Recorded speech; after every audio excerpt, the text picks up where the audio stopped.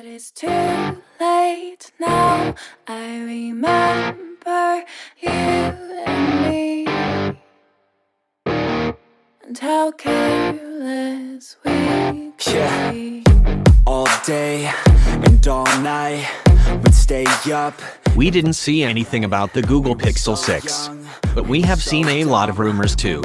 Let me clear the things. We've already learned a ton about Android 12, and Google Pixel 6 will likely be the first device to have the Android 12 operating system baked in. Brand new Android features the Pixel 6 is the potential inclusion of a new, custom chipset, codenamed Whitechapel. This chipset would be unique to the Pixel 6, co-created by Google and Samsung. This is going to be Google's first ever attempt to make smartphone silicon.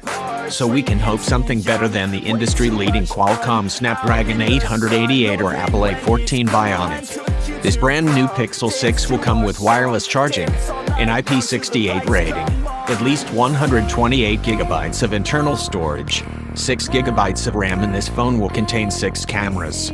Also interestingly, the main sensor could be a 50MP shooter. This would heavily suggest that Google would finally be upgrading its sensor for the first time since the Pixel 3 series.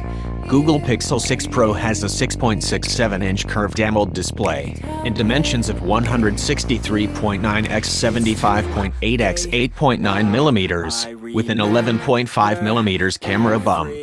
The source also claims that the Google Pixel 6 Pro has dual stereo speakers, but that's to be expected on a premium phone.